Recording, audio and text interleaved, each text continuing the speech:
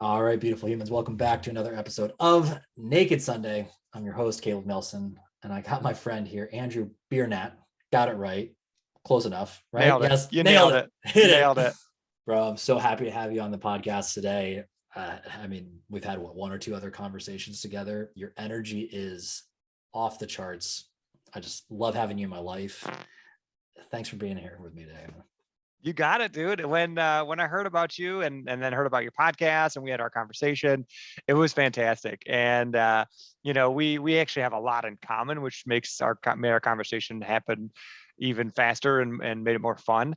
But I appreciate the compliment on energy. And this may be something that we can start off a conversation on. Is a lot of times I don't really think about being an energetic person. And people ask me like, "Oh man, like even like if I'm working, if I'm in front of people at 4 a.m, 5 a.m, 6 a.m, I'm the same. It's still, hey, what's going on? Hey, and people are just like, look at me like I'm just like, I'm the worst. They're like, what are you doing? Why are you so energetic? It's 5 a.m. It's like, well, I'm here, like, let's do it. So like for me, energy, especially with people and people that I care about, it just happens. It just comes part and parcel with it. But it's a strength that I overlook a lot of times, I think. And I think for many of us, we see our strengths as just a part of us, but other people notice it. Other people see the energy or the authenticity or how kind you are or how generous or whatever your character traits that really stand out to you that are just kind of a part of everyday life. Those are the things that to other people are like a superpower. It's like, holy smokes, how do you do that? So for me, I'm just working in my life at leaning more into those strengths that other people keep commenting on, other people keep noticing. Mm. I love that reflection. Are you familiar with the book? It's called The Big Leap by the author is Gay Hendricks. It's No. really a phenomenal book. My friend turned me on to it. Ironically, one of my life coaches 4 years ago told me about it first. And then I had gone and read it a couple of years later after my friend. And she was like, yeah, I told you to read that. I'm like, damn it. Shoot. But when you're ready, the student's ready, teacher appears. Exactly. But it speaks to what you're talking about with this is how I show up in the world. I didn't know that this was meaningful. I didn't know this was valuable to people. The way my friend at that time was like talking about, like from a business standpoint, was like, yeah, dude, that thing that you love to do and is like breathing to you, like that's what people would pay for. I'm like, what? That seems like insane. Why? Like, I did just showed up like this today and I didn't think twice about it. But I think there's something so profound with that while I think everything can be, we can certainly develop a skill set. We can still develop and mature a persona and like make sure that element of us shows up even more aligned and more consistent, because everybody's got days, like, don't get me wrong, like that's part of it. But I think that we should not discredit the fact that that's part of what makes us who we are and what attracts people to us. So leaning into that heavy is probably a good idea, because it's not a facade, it's not fake, it's not a put on, it's not a lot of effort beyond like, this is just me showing up today. Like, you have to show up, but beyond that, it's there. So yeah, I love that you brought it up, because I think that's such a really important thing for people to start thinking about, as like, that's what you are, and lean into it. People will value it for it. And especially in the entrepreneurial space, you can charge for it. You can build a life and a lifestyle around that. Crazy. You Yeah. can actually love your life, love it being yourself and making money for it. What? Yeah. What? Yeah. No, and I think the biggest thing too there is like experimentation. And when I got into college, it was like you had to get into this track, you had to get all these advanced coursework and then get the internship and then you get the job and then you're in the career for 50 years and then you die. And it was like, man, okay, I'm already behind the 8 ball. I got to get to dying quick. So it always felt like I was just behind, like I was behind in coursework or I didn't get the coolest internship, or my job out of college wasn't getting me to that next rung on the career ladder. And I never realized how how important experimentation is for finding what you do best, for finding where your fit is in the world. And it's only now that I've started experimenting very heavily and really testing things out and really test driving and trying and experimenting and hoping and dreaming and wishing, and then having many of those things crushed, but having many of them blossom and grow. Having gone through that, it's really revealed a lot for me, in terms of what is possible and what I like and what I'm good at. And if I had remained in my first career, I think I would have been missing something. So my first career was in sales. My second career was in fitness. And that was a way that we really got to connect. And now I'm in my third career slash fourth career slash, I don't even know. Like I'm just doing a lot of weird stuff, and it's fun though. And it's really interesting. And I'm finding more about me. I'm finding more about people that I like to work with and people that like to work with me, and kind of what that could look like going into the future. Bro, I love everything about what you just said there. Let's do this just so that our listeners can kind of grapple or center themselves. Where are we in space and time? Let's answer this one question. You know yourself better than me. So, Andrew, who are you? Oh man. Boom, So, mic drop. right? Yeah, there's a lot to that, right? So it starts with figuring out who I'm not, and that was kind of a long road for me. Is I spent a lot of my life living based on other people's expectations, doing what other people thought I should do, and all the way down to what college I went to, what major I had, and I kind of went on a path of self-discovery. I ended up changing majors, changing schools a couple times, changing degree programs, and I've changed in through multiple careers, and through all that change, I've gotten closer and closer to who is Andrew, who is this guy. And I'm in a spot now where I feel like I'm in perpetual self-discovery. Like it's very much interesting. It's very fun, but I do know who I am today. And that's important. But I don't know who I'm going to be tomorrow.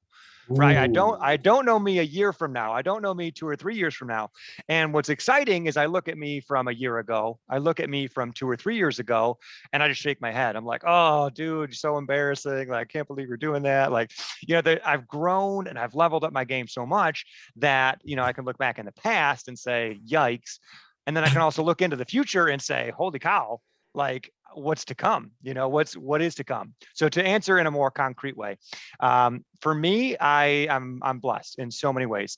I have a wonderful wife, 2 loving daughters. I have a strong spiritual connection. So for me, Christianity is a huge part of my life.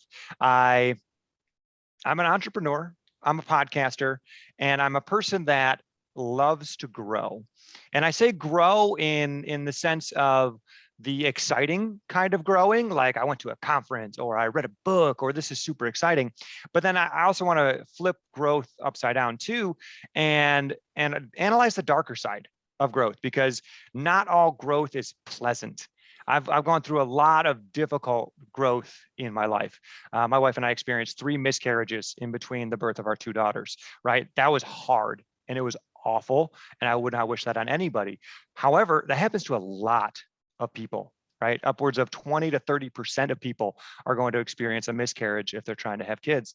So it's not uncommon, but it doesn't make it any less painful, right? I've struggled with substance abuse. So for me, alcohol was a big part of my life for a long, long time. It's funny because in my trying to figure out who I am stage, I found out that I was really good at drinking a lot of alcohol. That was something that I became very proficient at. For a smaller person, I weigh like 100, 180 pounds usually. I could kind of out hit that weight, right? And so I was good at it. And so I'm like, okay, this must be one of my things, right? But eventually I got to a point where it was pretty clear that it's not getting me where I want to go, right? Alcohol was not my one of my actual strengths. It wasn't one of my actual things that Andrew is good at. And I've gone through extensive counseling, all kinds of great stuff, 12-step groups, all that. And one of the most important moments for me was my counselor challenged me, and he's like, listen, I want you to try going 90 days without alcohol. Just go 90 days and see what it feels like. And so for me, I was fortunate in that I was an alcohol abuser. I was not an alcohol addict, right? So there was no chemical dependency. It was just a habit type of dependency. It was an emotional type dependency. So at first I kind of blew them off. I'm like, no, alcohol's not that big a deal for me. Like I'll be fine. And along comes the worst hangover of my life. Mm. And I said to myself, you know what? I'm going to give it a try. I'm going to test it out. Right. And a lot of times it's an old trope, right? Whenever someone has a hangover, oh, I'm never drinking again, and then they're drinking again that night, right? So I had never said that, right? I had never gotten to a point where I said I'm never drinking again because I'm very realistic. I recognize like, no, I'll probably have a beverage again next time I hang out with my friends. But this hangover was different, man. It was a lot different, and it laid me out for a day and a half, and Wow.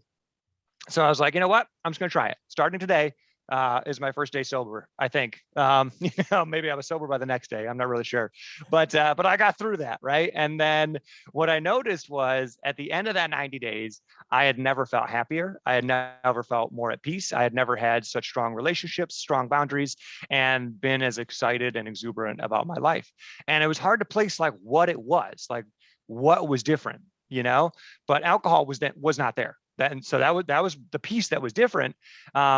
But I couldn't really figure out like, okay, what did alcohol take from me? What did it cause? And to this day, I can't really say exactly for sure, but I know that I'm better without it. Right. And so I feel like for me, I'm an experimenter. And as I test things, I find out if it's right or if it's wrong. And for me, alcohol it wasn't right. It wasn't a fit for me.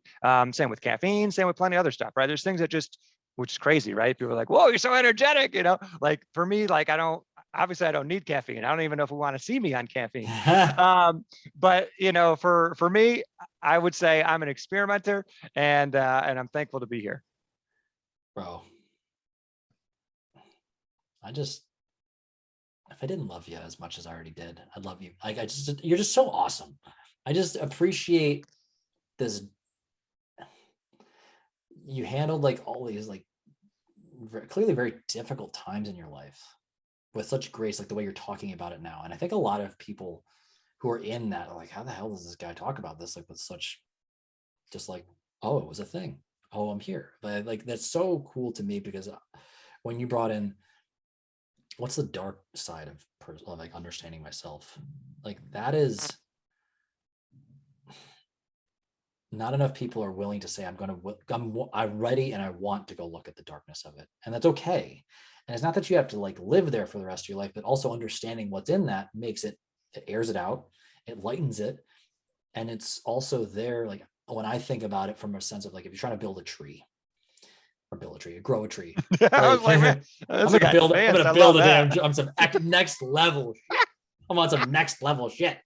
Um, it's like you first need to have deeper roots, and like where are the roots? They're down in the dark, and you gotta go sit in there, and you need to build it, but like it's stable. And the way you speak about the things you're talking about, like alcohol abuse um and and struggles dealing with like your wife going through 3 miscarriages, and like that's a lot of heavy stuff, and sitting with that is dark and scary.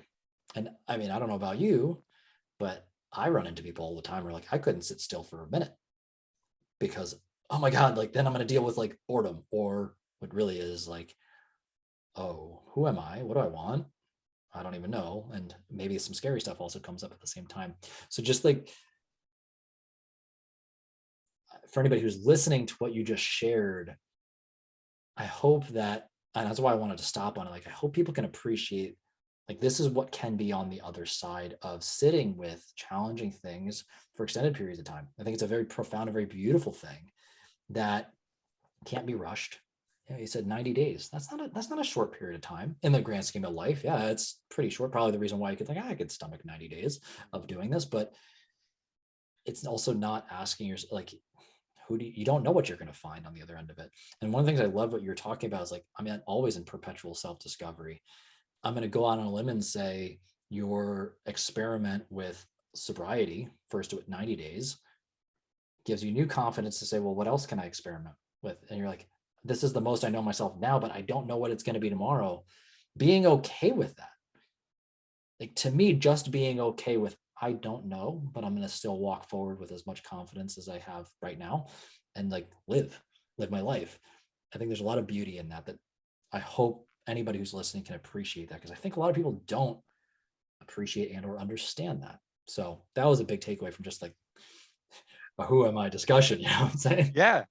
Well, and for me, what I start thinking about is, how is it that I got to a point where I showed up on a podcast and I'm willing to, in a sense, get naked like that, right? Be able to share to that depth and that level.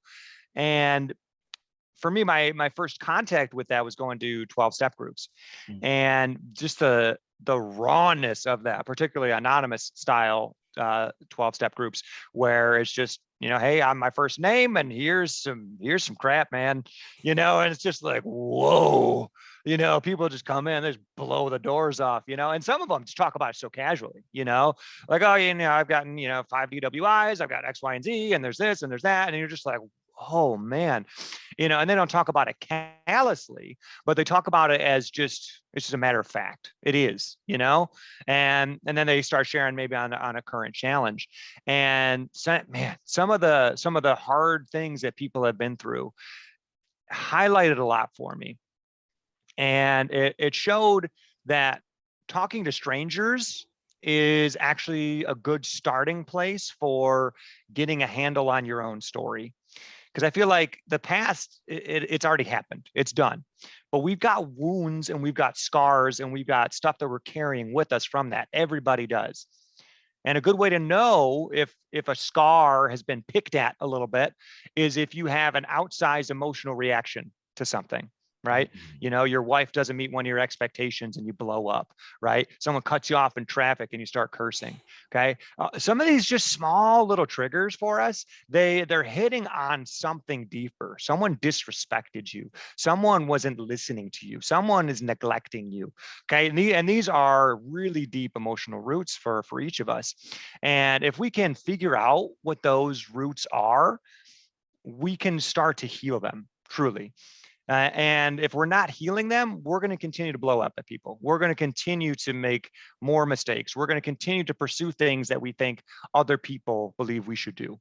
And for me, I got to a point in my life where I needed to do it because it was what I needed to do. And it's difficult especially for people pleaser style people, to do things for themselves. And I know in my walk and in my time doing this, that anytime I've gotten to share and be raw and real and vulnerable has been scary going into it, but it's felt like exhilarating during and after, and it's like a relief afterward. And I found that like the darkest parts of myself that I start to share, as I start to put those things out there and actually tell those things to other people, the majority of the time, there's not like a disgust type reaction, it's very rarely like, oh, you're awful. It's usually just a profound sense of understanding, of acceptance, of connection. Is people then say, my story is a little bit different, but here's some of my story, and I haven't actually shared this with anybody. And when we're allowed to be vulnerable and we bring that vulnerability to other people, we open up the door for people to start sharing in ways maybe they never would have. So for me, 12-step groups was my gateway drug to vulnerability, right? It was how I started down the path of sharing. And I found that darkness that we all have within us, right? Those things that we're ashamed of, those things that we think that nobody needs to know, and that, old style of thinking that like, this is just, I just got to keep this tucked away. Nobody can know about this dirty little secret. Is that dirty little secret grows. And it grows usually into something that we either can't control or starts to control us. And so for me, if I want to be the master, at least to the best of my ability, the master of my own life, right? If I want to have some direction and some opportunity to say, here's what I want, here's what me actually want, I need to understand that darkness that's within me, and I need to just put it into the light. I need to bring it out of my mind, out of my heart, out of my body, and put it out in the open. And more often than not, when we do that, it starts to die. It starts to fade. It loses power, and we're not stuck in that spot. A couple cool things came up for me there. One, as a curiosity, because you brought it out there, talking to strangers, like a place to start, which to me sounds ironic. Why would we go talk to strangers first about the difficult things? One would typically think like, well, what makes them qualified? What's this stranger got that your best friend or your family member, whatever, like, wouldn't you think that closeness would give them a leg up for that? What have you found within that? Because it seems so backwards. Yeah, no, it is backwards. And I think a lot of it comes down to expectation.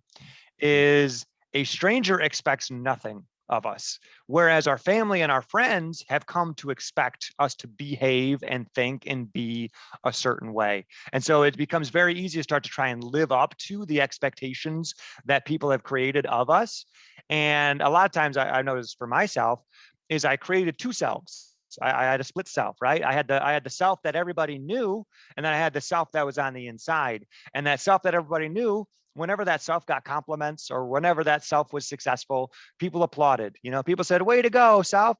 And for me, those compliments and those accolades and those nice things were hollow, because it was this facade that I created that's getting all this recognition, and this not really me that people are in love with, right? Whether it's in a relationship or whether it is with family, friends, whatever, right? This creation is what people enjoy.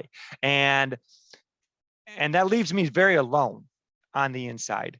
Wow. And so the people that I know, when I'm in that spot, right, when I'm in that unhealthy split type of a self, when I'm there, it's tough to come out from behind that mask to then actually have a conversation, a real conversation with people that I already know and love.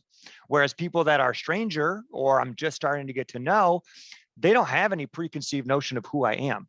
And so I'm allowed to just show up as I am. And so then what you can start to do is with these strangers or with these new friends, or, for me, what happened was 12-step groups was kind of my first step.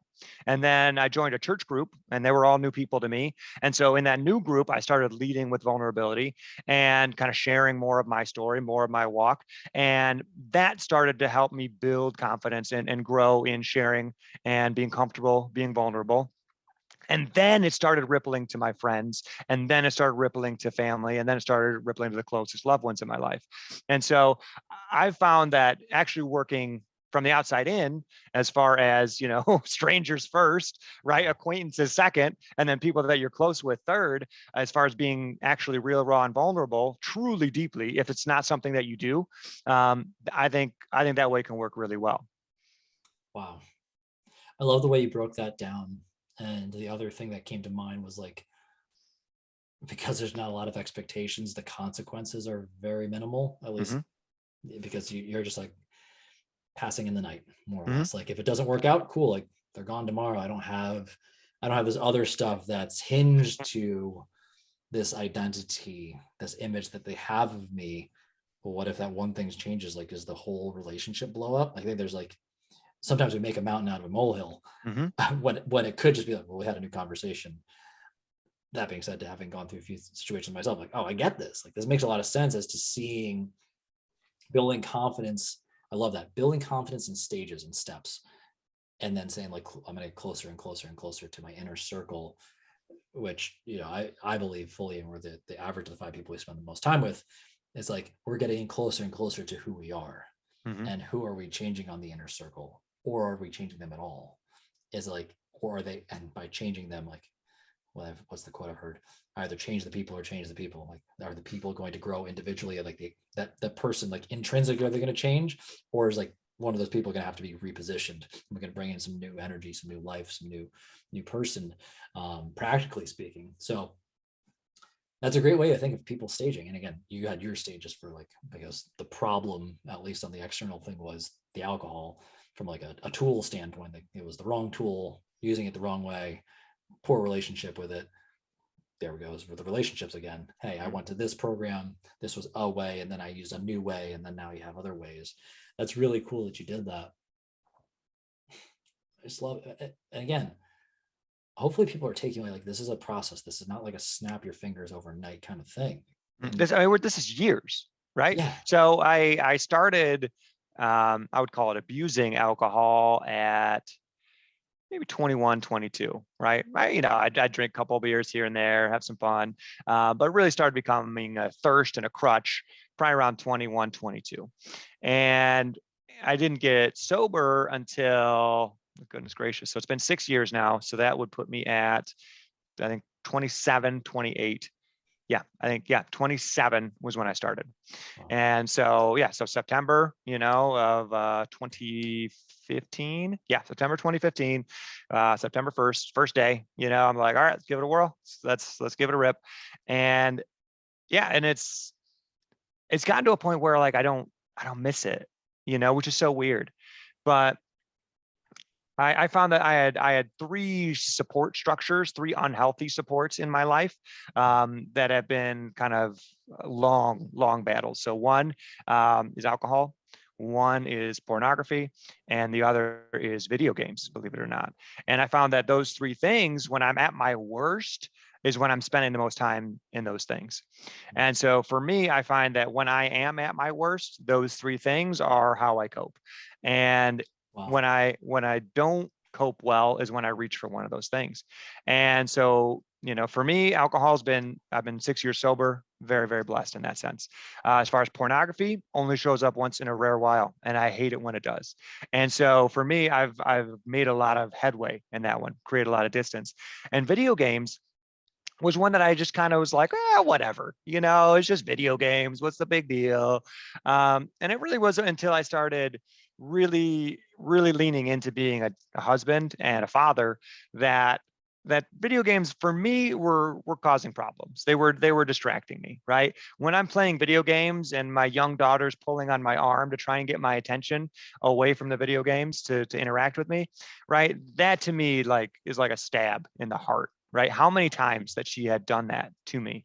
And so I've recognized for me that video games are a crutch, right? When things are going crazy, when I feel stressed out, I try to lean into that. And whether it's alcohol, whether it's porn, whether it's video games, none of those things ultimately satisfied. I went hungry for something, but it didn't give me what I was looking for. And and so I've started a 90-day opportunity again. Actually, it's really funny. So I live in upstate New York, and the Buffalo Bills are a big deal here. And after the Buffalo Bills lost to the Kansas City Chiefs in the playoffs of this past year, I was like, I was so mad. I was like so mad. It was a great game. Such a good game, a game to go down in the history books as far as one of the most interesting, and a game that ultimately ended up changing the way that playoff football works as far as overtime rules. And it was extremely frustrating at the time, though. And when I kind of sat down and looked at it, it's 10:30 at night. Here I am laying, staring up at the ceiling in my bedroom, and I'm like, I'm so mad about a game, about a bunch of random dudes running into each other and falling down. Like, I'm mad about the way it ended up. And I started thinking about some of the other things that were important to me and that I was leaning on and that I had used as a method of escape, right? And I think sports and I think TV shows, and I think a lot of these other things, it's a chance to alter our reality. It's a chance to be somewhere else and be someone else and be excited about something else. And all of these things in moderate doses, I think they're wonderful. But for me, I found that there were certain things that I overdosed on, that I went too far with, that I got too deep into. mm, And I know video games was one of those things. And so, after the Bills lost, I was like, I need to channel this anger into something positive. And I'm like, you know what? I'm going to try a 90-day thing again, right? I'm going to try and give up video games for 90 days and see how I feel and see what happens. And so that's kind of another experiment that I'm in the midst of actually as we speak right now. So I don't even know when the Bills lost. I don't even know where in the 90 days I am. So I might look this up. But yeah, so that's you kind might of, already be through 90 days, bro. I might even, we'll see. You We'll might be go closer to Bills, like 120 at the point that we're recording this, bro. So like, dude. Let's see. yeah, because Bills it was Chiefs game. January. Yeah, you're right around this time, bro. All right. So what was the date? January 23rd. How long? Yeah, you're about 3 months. It's the 18th right now when we're recording this. So It's been almost. 85 days. It's been 85 days. So I'm 5 days away from 90 days. So why don't we do it? Why don't we do this? We'll make this a reflection episode, right? So Yes. after post alcohol, right? 90 days, I kind of did an evaluation. I was like, nope, can't let it back into my life, right? Alcohol done. I feel too good. Um, Man, let's think about video games. Where am I at right now? I've gotten a lot done. My life has moved in a lot of positive directions.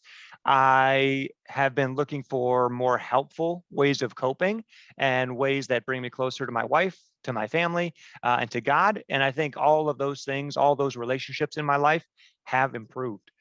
And so at 85 days, looking back and reflecting, at least for now, I don't think video games are going to make a comeback in my life, which is weird.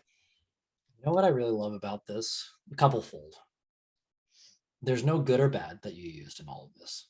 It was in dose and knowing which ones are the places that you take extremes to that are detrimental to you specifically. Because I see a lot of people cast like a very broad blanket statement over like, this is bad, this is good, as opposed to how much, right? Because alcohol could be good in some situations, depending on what you need it for. Like it's a tool. All those things in some like work could be and like I know there's plenty of times that I lean on work because well, it's my thing I'm passionate about. I can just check out. I'm like, I'm gonna go, and I used to do that in the past. Don't do it anymore. But I love how you approach it from like, I'm gonna do an experiment and I'm going to see what I learn from this. And you reevaluate. And maybe it never makes a comeback, but it's not like it's dogmatic. Because I think what's important about the way it said is like, you said it back when you started with the, I'm like, it's not that I'm never going to drink again, but I'm going to see how this feels. I'm going to see where this goes. And I think that permission to say, I'm going to try this out. I know for myself, and I hear so many people, when the second you tell somebody, don't do this, you can't do that. The first thing you want is that. I The want that. first. I want it. So like, and we all know this to be something like, so why do we use that strategy as like a coaching strategy upon ourselves? Don't do it, willpower, like until you have your weekday and then you break. And what are you reinforcing when you break? Like, oh, I'm a piece of shit. Like I'm bad. And I think that's terrible. So I love the way you approach that. Secondarily, or something else that I really loved is the, oh my, did I just lose my train of thought? It was a really good thing too, that I love the way you approached it. Oh my God, now I'm just so upset that I forgot that. No, you're good. So we talked about alcohol, we talked about pornography, we talked about video games, and creating that 90-day space, but also understanding that when I'm really leaning heavily into those things, that's when I'm at my worst. And I've been searching for more positive and more useful and helpful coping mechanisms, right? Ways of dealing with my stress, and that's been huge. That's where I was going with it. Like the dosing piece of like, how much are you going to bring back in your life? You said they're not bad, but it's just knowing how much and when and how and why are you using something. If you're doing it to escape reality, well, why are you trying to escape reality? Are you like, is it because you're making a choice to enjoy something, or are you doing it because you're just trying to dissociate? And I think those two very different understandings of how you enter a situation or enter an engagement, also knowing these are my boundaries, these are my rules. If I'm going to get into it, this is what I'm getting out. And like, that's just discipline. But I think that that's super important to know yourself enough before you walk into something. Is this a healthy environment for me? I love you and how you said, like, why am I getting so upset about a game? Something that I think that's actually a big thing for a lot of people. And I know for myself for a long time, I had to like detach myself from a lot of athletics. I couldn't watch sports for a long time because of the very like, why am I getting bent out of shape? Like, why do I have this? Ultimately, it's a meaningless attachment to a sports team. They lost. Mm-hmm. Okay, my life is going to go on. I don't even know these people. I don't even know them. I Yep. happen to want them to win a game, but it's entertainment. Yep. And to think about all the extra rules that get put into place for a lot of stuff, it's like, it's still a game, guys. Who cares? Like, it's still a game. Yep. I think there's something so much like deeply wound into this. Even I would go so far as to say it's like scarcity, win, lose, good, bad, right, wrong, like us, them. Is it? I think within the confines of creating this box within those spaces to say, how do we learn some lessons on this pressure cooker? How do we deal and cope with stress? and metaphorically speaking as well. Like, maybe there's the physical stress of like we're running into each other, but like how are we going to engage each other? And you brought up before about, that's what I wanted to bring out earlier, and I had like a visualization again about the tree, like people blowing up in traffic if they're like get cut off, or you light off at your wife because something happened or whatever it is. I thought of, again, if you didn't go and deal with yourself and you weren't stable and okay within yourself, again, think of the tree where the roots very deep. Were you grounded? Were you stable? The slightest gust of wind could knock this whole thing over. You'll light off over what, like you didn't put the dish away, or like something so stupid. Ultimately, people make this, again, the mountain out of the molehill. I think that visualization, there's so much in that. And you discussing how like you airing those things out, you show up more present. You're a better father, you're a better husband, you're better, like there's something so cool about that. And I don't even have a point of all that. I just wanted to bring it out. Like that was stuff that like really, that really latched onto me, and where your story is coming from, man. Yeah, well, absolutely, man. And it's funny, my just like my strengths, I've never seen my story as particularly remarkable, right? You see these people going up on stages and telling the story of, how they got, run over by a car, and then they came back and they rallied and they weren't supposed to be able to walk again, and they did, and how they almost died from cancer, and here they are. And, these stories for me that are, remarkable, someone born with no limbs and, wrestling and, like all these is like, wow. And and so for me, recognizing that my story to me doesn't really seem like all that big a deal, but being able to just share it with people is still helpful. Because, for example, with the 3 miscarriages that my wife and I went through, the first miscarriage that we had was hard, but it was very much we've got this. This is a hard thing. We're good people, and sometimes bad stuff just happens to good people. We're gonna learn. We're gonna grow. We're gonna tackle this. And then we had a second miscarriage soon after that, and that one really caught me. It caught me off guard because it's not like I expected a first miscarriage, and I certainly didn't expect a second miscarriage, but I expected that second miscarriage less than the first, because that second one was like, wait, we've already been here, we've already learned, we've already gotten past this, right? And now we're here again. And by the time we had our third miscarriage, all of this in less than a year, I was almost numb, and I was particularly leaning into my numbing behavior at that time, which was video games. And I knew I was in an unhealthy mental frame. I was unhappy. I was coasting at work. I just didn't care. I wasn't being my best self. I wasn't showing up the way that I wanted to for my family, for my clients, for my friends, and spiritually, I wasn't showing up either. And so I started sharing. I started writing about it, and kind of just putting it out there to our clientele in the personal training business. And it was really cool getting the responses back from that, because every time I shared deeply on something, I got multiple responses back from just people I wouldn't have expected, connecting with me in some way, saying, "Hey, I had a miscarriage. I haven't really talked about it much, but it was really, really hard for me, and I appreciate that you were willing to share about this." And then someone else saying, like, I never knew guys struggled with miscarriage in this type of a way, and I heard things all across the spectrum.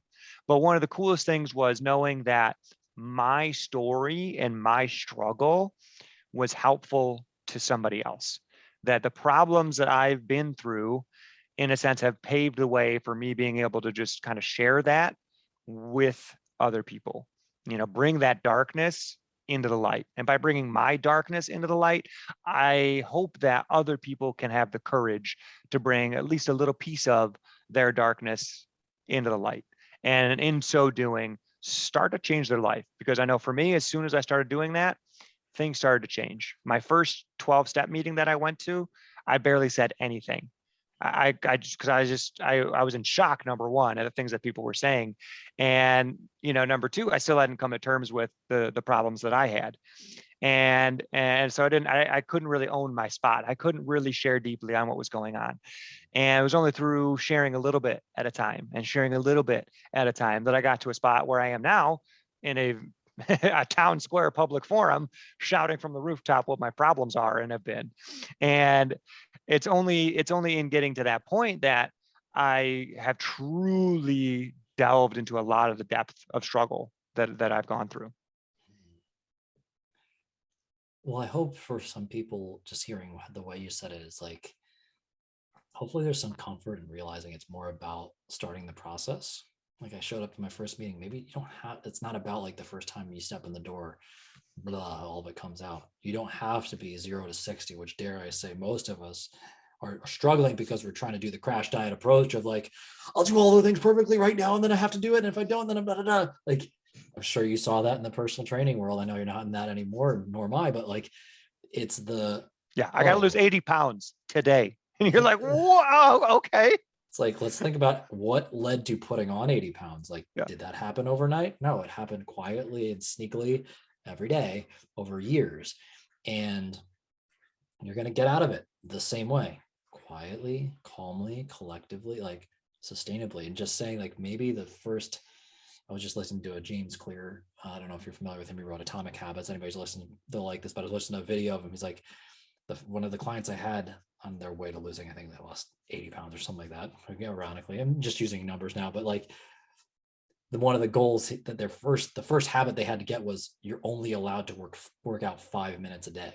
And then his reflection, the thing is like, most people are like, that's stupid. You're not going to get anything. It's like the objective of that habit, the success was, did you get used to showing up for yourself? And like you said, maybe showing up to that first 12-step meeting was, I'm showing up for me spiritually, emotionally, as a father, as a husband, or whatever. Like this is the first step of the habit of me showing up for myself and these other things in my life I care for. I'm showing up.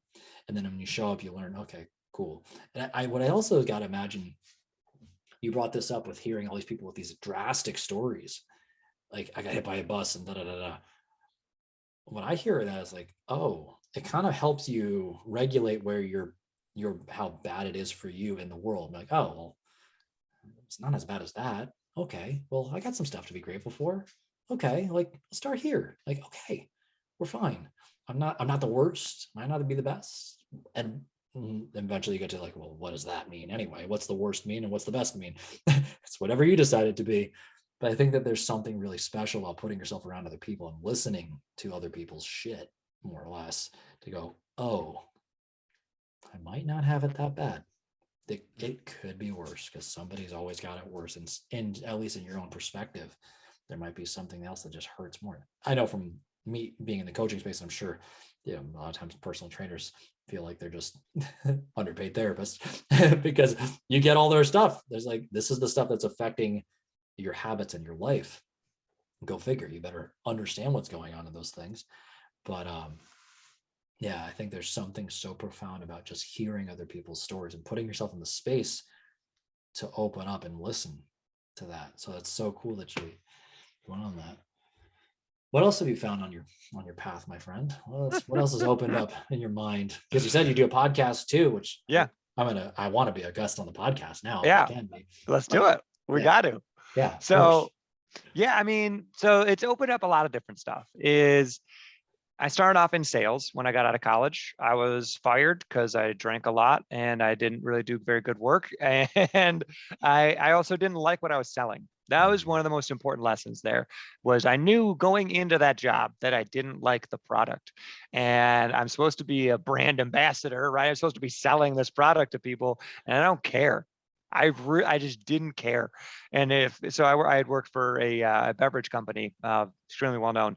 And when there was product missing on the shelves, it was like, well, they'll get it tomorrow. I'll complete the order, it'll show up and they'll be fine. It's probably better. It's probably better that they don't have it today. And so like for the grand scheme of the world. Exactly. Right. I just did them a favor. And so like, that's a horrible mindset to have if you're like selling a product. Right. And so that career lasted way longer than it should have. It took almost 2 years for them to decide to let me go. Cause I was like just good enough. I worked like just hard enough to like not be horrendous. But I wasn't great. And so in that transition time was when I got into some of my deepest darkness, and then transitioned into personal training and grew and changed remarkably. I did that for a long time. I did that for 8 years. And in those 8 years, somewhere in there, I started trying to turn it into something else. I started trying to write more. I started trying to create and build something. And looking back, what I probably should have done was changed careers again, because I was searching for something that fitness industry probably was not going to be able to satisfy for me personally.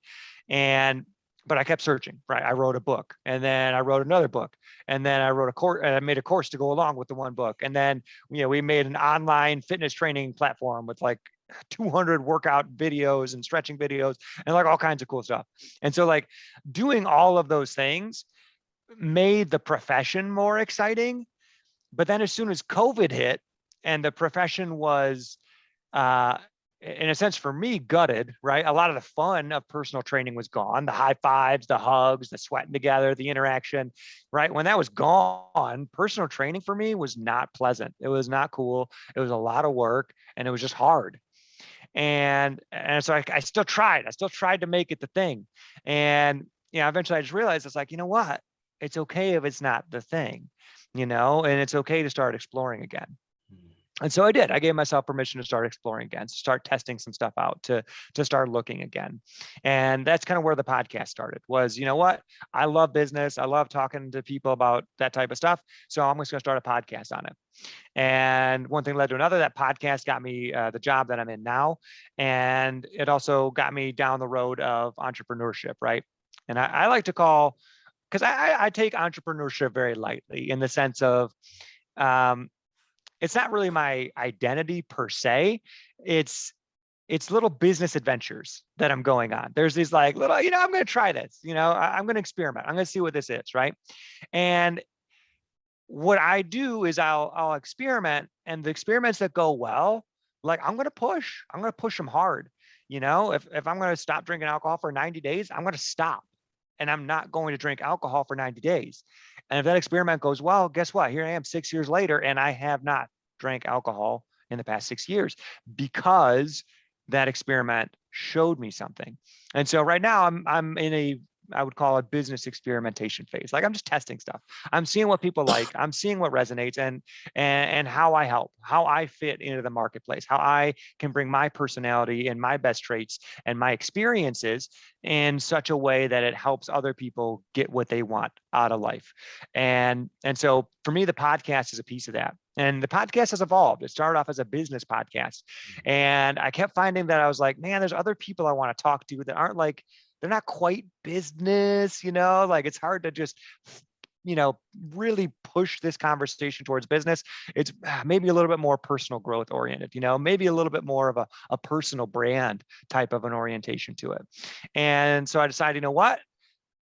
Why not just have two podcasts on the same stream? Great. I'm going to just do that, right? I'm still going to have a business thing that I do, and people that want to talk about business with me, we can talk about that, because I love nerding out about marketing and talking about how to grow a business and why people started in business, all that. So fascinating. But to me, I was feeling like, there's more I want to talk about. There's more stories that I want to connect with and hear and share. And so I was like, okay, well, I'm going to start something centered around personal branding and personal growth. So poof, here we go. Now I've got a second show that's focused on that. And I'm going to release episodes of them as I do them, right? Guaranteed, it's going to be at least one episode for me every week. And it's going to depend on the people that I'm talking with, what show it, quote, falls under. And so for me, the podcast is like the ultimate form of experimentation, because I get to experiment with the type of people I like interacting with the type of stories I like to share, with the type of learning that I like to do. And then I can also look at the view count of each of those shows, right? Okay, I put something out there, and like, okay, people didn't really resonate with that topic. People, okay, I didn't really market that one as hard. Okay, that I'm learning something from that. Okay, and each each episode is another piece of learning. And I started my episodes knowing that they were not going to be very good, and understanding that, you know what, they don't have to be good today. They don't even have to be good a year from now. But as I do it, they're naturally going to improve. And I am naturally going to improve. And so where I'm at now is I'm in a spot where I'm experimenting with podcasts. I'm experimenting with these little business adventures and these other things that I'm doing. And I get to experiment, thankfully, in the job that I have right now. So I work at a chamber of commerce, and I get to network, and I get to meet people, and I get to try out new stuff. I'm very fortunate to have a CEO above me who's like, you know what, this is your job. Like, make it your job, make it yours. And so, you know, I feel like I just get to kind of put things out there in the world and then see what the world says, you know, see what people are connecting with. I love that. I love your openness to experimenting. I think that's actually a very healthy way of looking at it, because it doesn't bind you into, like, it doesn't pigeonhole you. It gives you permission to pivot based off what you learn, because I think a lot of times people set them up for it. So it has to be this thing, but what if it doesn't? What if you've learned that it's not exactly that thing? And that's so cool, and especially that you're expanding into personal development, which I'd go so far as to say, like, anybody who wants to be a better business owner, start by becoming a better person. Like, Yes. Ding, ding, ding. guess what's going to happen? You'll be a better business owner, because I think what most people don't understand. I think in the beginning with a lot of things, call it losing weight, making more money, and having, more sex, we'll call it, have more relationships. We're driven by an external thing, maybe initially, but what we find as we go along that process is like, to be truly better at this, it's about a conversation we're having. It's about the relationship with ourselves. And obviously it's come up quite a bit in your story and in what you've shared so far. It's like being able to understand if we can improve that conversation internally, because that's the voice that's following us around all the damn time. If we don't know how to grapple with that, if we don't know how to make space for it to like ease the suffering of it, ease the tension on it, it's gonna explode somewhere else and it's gonna bleed out somewhere else. So it's so cool that you're bridging that gap and leaving it. Like, you could have just been pigeonholed to that and be like, no, I really hate this now, and then lose the value that's coming from talking about business. That I'm going to go out on a limb and say, oh, it's pretty damn good at podcast just on business alone. But it could be even more enriched if we have this other piece. Like, it's almost like the marrying the heart and the mind together at the same time. It can't just be one or the other. It has to be that masculine and feminine blend, because it gives a very complete picture to the entire thing. So that's so cool you're doing that, man. And I hope anybody listening goes, oh, well, what if I just call this an experiment, and you'll learn, and with whatever they're struggling with right now. It doesn't have to be all or nothing. It can be let's find out. I don't know. Here's my biggest recommendation too, is when you do experiment, commit to the experiment, right? I didn't commit to 1 day sober, right?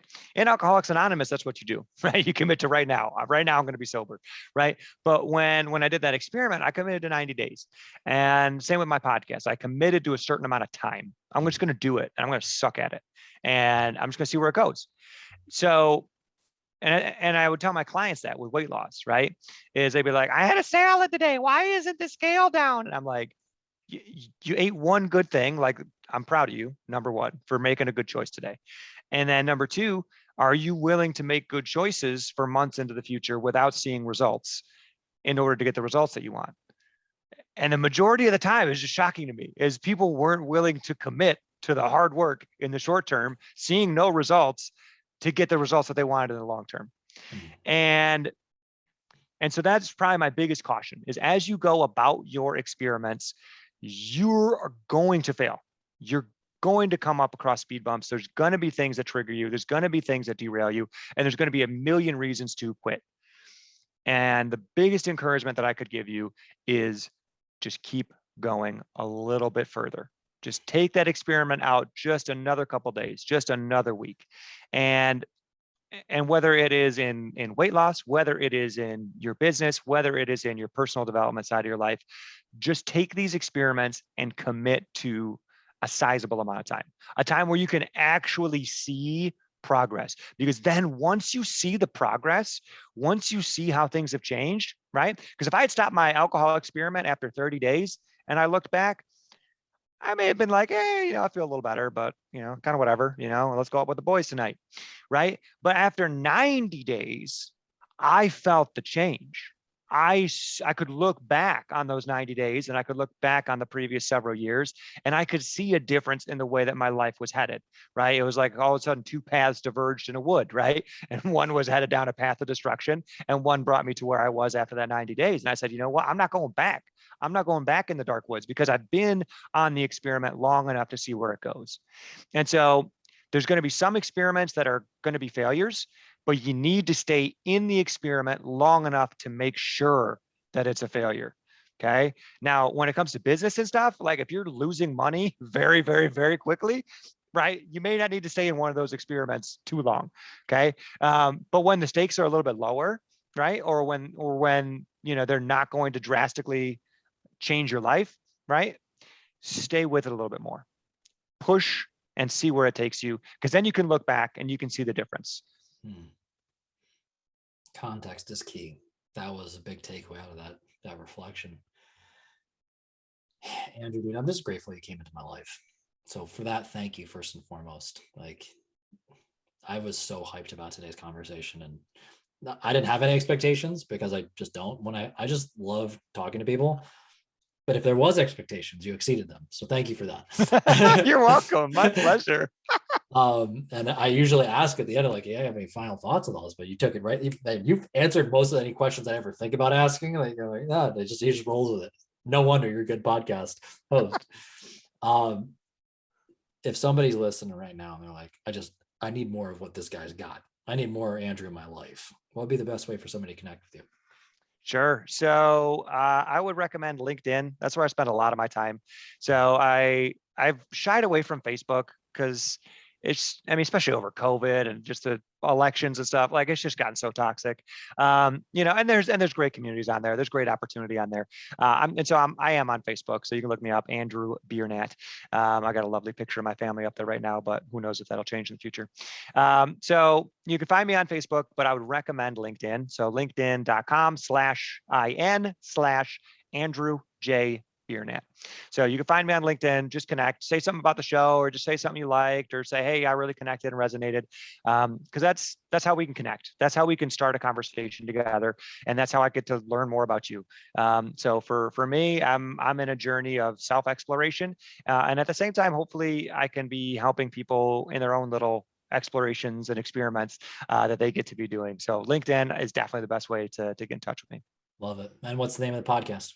Sure. My podcast is called Build Your Business Better. And I have a second podcast that'll be on that same stream, which debuts actually this week that we're recording this. So that is Your Personal Growth, Your Personal Brand podcast. I love everything about it. I can't wait if I'm allowed to be a guest on that. I love it. And I'm going to let you pick. You can be on the business one, or you can be on the personal growth and personal branding one. I mean, I like to run my mouth at nauseum, so maybe I'll do both. I don't know. We'll do both. Will just tire me out because my wife just gets tired of listening to me running my mouth all the time. So like, I'll go talk to my friends. I'll go talk to my friends about it. That'll be great. Oh God, yeah. She can't. It's the worst trying to get me out of places when I go off on a riff, and she's like, "Oh God, we're gonna go for a half hour." Oh my goodness, that's so funny. My wife and I had that exact moment Friday. Is I was talking to my family about self-driving cars. So for me personally, I think self-driving cars is the way of the future. And, I just laid out this argument, right, in favor of it. But I laid it out in such a way that I was like, I wanted to get their thoughts. I wanted to get their input. And I've done that a couple times now, apparently, because my wife just is like sitting there, just like rolling her eyes like, oh my goodness, here he goes again. Preach. We're in it together, my man. You're not alone. We'll have our own. I'll be like Husbands Anonymous, Entrepreneurs Anonymous, like a support group. Yes. No, it's so true. Like, because whether you're the husband or the wife or whatever, right? The spouse of an entrepreneur, like that's kind of a hard spot to be, because like I get all kinds of wacky, weird ideas. I abandon a dream that I've been talking about for the past 3 months. And my wife is like, wait, what about this thing? We just invested in it, or you just spent so much time on it, or you researched it so much, and we've been talking about it, and it's like, it's not right. This one isn't right. That door for me has closed. And so, I'm here's the new door I'm looking at, right? And so for me, I got to be careful, right? Because sometimes I run my experiments too quickly and I close doors too fast. And especially when it comes to business and home life, it's important that my wife is on board with me. And so those listening, if you have a spouse or significant other or very important people in your life, make sure they're on board with stuff, right? And find a way for them to be a part of it. Find a way for them to have some input or some skin in the game or some insight or ways that they can share in it with you. Because when you do that, then they're less likely to just be kind of angry and upset at you, which is kind of where I've been for a little bit now, right? Where my wife just kind of keeps getting like, I can't believe you're doing this again. You wasted all that money. It's like, I'm learning, right? Number one.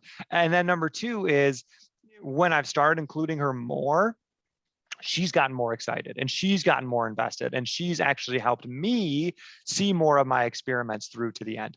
And sometimes that end is wonderful and sometimes that end is sad, but no matter what, right, she's able to be a part of it with me.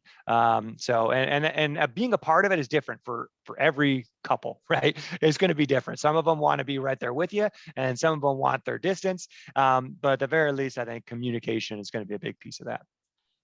Oh, you're speaking my language here. I mean, I coach a lot of couples, especially in that exact paradigm that you're talking about. In fact, I prefer having that conversation because what you're saying is all too true. And most people don't understand how important getting a united front on a decision, how impactful that could be on success.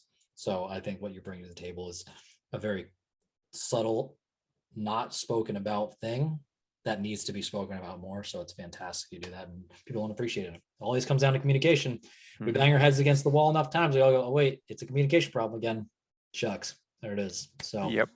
Yeah, the vast majority of the disagreements that I have, especially with my spouse, it just comes down to a misunderstanding or me saying something that she's interpreting a different way. And really it's taking the time to come together, talk about it. I remember a couple of weeks ago we had an argument about something, and then we started having an argument about the way that we were arguing. So it was like two layers going on, right? There was the bottom layer, so which meta. was right. It was next level, right? So we have this like lower level argument about like, oh, you did this and didn't do that or whatever, right? And then we had the higher level argument of like, well, I don't appreciate the way that you're arguing, and and so like, eventually the lower level argument that got solved. That wasn't that big of a deal, right? But then we had to really come together on the rules of engagement, right? How are we going to navigate these differences? How are we going to work through this and treat each other well and be kind and be loving, even though we think something differently or we misinterpret something or an expectation wasn't met. And so, yeah, that was a much longer conversation. But yeah, it was kind of funny because, a lot of times, if you're willing to take it to that next level, you can go there. I love it, bro.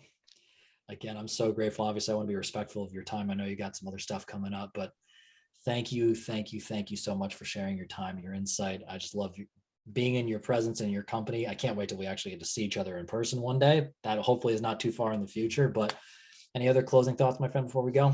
I mean, last one I would leave people with is if you're on a personal development journey, if you've been working on yourself, is just give yourself grace, right? Give yourself that space and that time.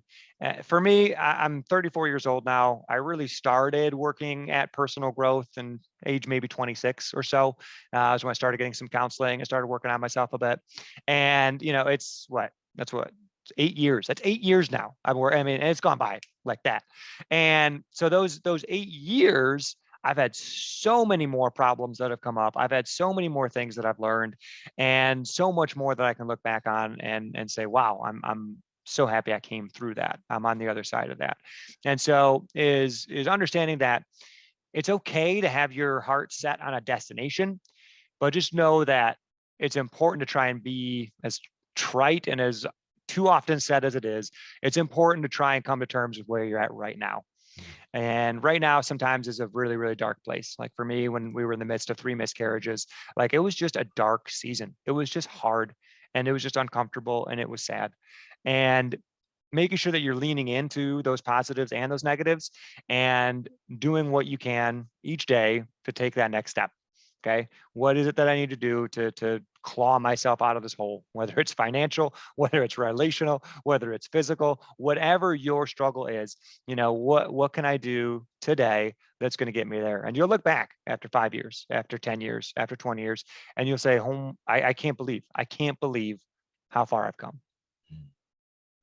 Preach on, brother. I love it. I love everything about it. Thank you again, man. I look forward to our next conversation. Everybody, I'm going to make sure that his contact information is in the show notes. So make sure if you're ready to connect more, go just check that out. You'll be good. But I remind you all until next time to love everybody.